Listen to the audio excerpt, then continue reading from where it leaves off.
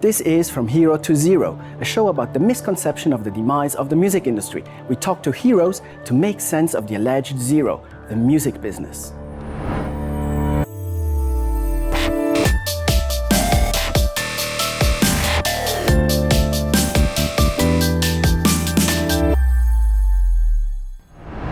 Hi Paul, how are you doing? Good. What's happening? Thank you for taking your time and talking to us a little bit about Slayer and yourself. Sure. So, Paul, you've been in the music business, the metal scene for decades now, might I say. Yeah. You've played with, now you're playing with Slayer, you've played with Exodus, Testament, and other bands. And how do you see it, or where do you see the difference between being a musician today, 2015, as compared to when you started in the 80s? Well, I mean, first of all, when I started touring in the 80s, there was no internet at all. I mean, cell phones didn't exist, pagers didn't exist. So everything was, the world was a lot different back then. I mean, if you wanted to like get a demo out to somebody, you actually had to send it to them through the mail or hand it to them personally. So things were more like more on a more personal level back then. Touring was different. For a lot of reasons. I mean, I think like when I first time I came to Europe, I think a lot less people. I remember when I first came to Germany, that we played Paris first, when it was forbidden. Nobody spoke English, right? I wasn't used to that. Well, at least nobody we encountered spoke English, and it was very difficult to communicate with people, obviously. So we had to, and then we played Germany for 2 weeks after that. So it was and people weren't really speaking English that much back then. So for me, I think that one of the main things that has changed, especially over in Europe, is more people have adopted English as a second language. Okay. And it surprises me. And even back then, you couldn't send an email to people at home. You can't send a text message. Now I can keep in contact with my loved ones at home. Back then, I had to send a postcard or a letter. Sure. Or call from a payphone. That's a very good point. Social media, nowadays, we have social media. I saw that you're very active on social media. You use Instagram, YouTube, Facebook, of course, and so on. How did you get into social media, and do you respond to fan reactions? Well, I mean, I started up on my website, and my website and my Facebook page, and my Instagram and all that kind of stuff, YouTube. Because it's kind of a necessary evil in a sense. In one sense, there are people out there who can be pretty cruel to people. When I grew up, if you say something bad to somebody, you usually say it to their face, and if it's not something they like, then you deal with the consequences.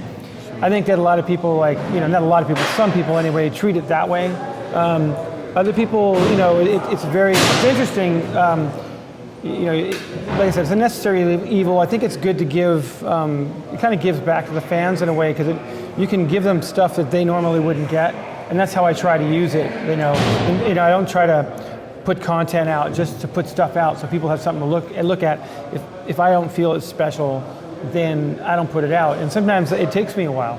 Sure. Because, I'll see the stuff, I'm like, well, yeah, I could take that picture or take a picture of myself in front of this, but I really want to feel like when I look at it, if I was a fan, I'd go, that's cool. Yeah, I saw that you actually taped yourself with GoPros and while playing with Slayer, and put that on YouTube. Yeah. So that's relevant content for the fans. I mean, I'm a fan, and I wanted to see that. I was blown away when I saw that, because I want to see how you play. I'm going to do more of that too. Actually, I'm going to probably. I'll do it every night of this tour, and fans can expect more GoPro footage of that. Do you edit the video yourself and upload it yourself? No, my fiance does that, actually. Your fiance? Yeah, she does that. Oh, great. So yeah, no, she's really good at that kind of stuff. I could do it, but that being said, at the end of the day, I'm tired and all that kind of stuff. I wouldn't put out as much content as I did now, if it weren't for her. So. Oh, very interesting. And the motivation, or where did the idea come from actually filming yourself? Well, I think that came, if I'm not mistaken, I was reading a Modern Drummer interview, I think with Matt Cameron. Mm-hmm. And I think it was him, and during that interview he said he films himself every day. and he learns a lot about his playing from that. If I'm not mistaken, that was an interview I read, and that's some of the content. And I thought that was fascinating because, and I was like, I'd love to see myself play every night because I'm always trying to correct mechanical problems. I want to see what I'm doing right, what I'm doing wrong, and it gives you that. It's just, something that you think might look cool, might not look cool at all. Or maybe you're doing too much, something you don't need to do, like headbanging in the dark. Nobody ever sees that.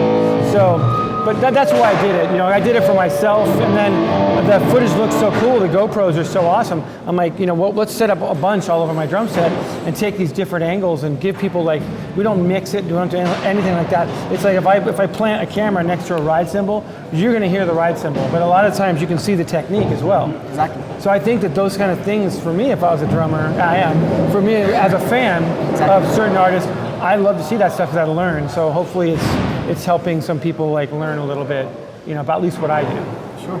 Well, Paul, thank you so much. All the best for the tour. Thanks. And thank you very much for taking the time talking to us. Right, you're welcome. Thanks a lot. Cool.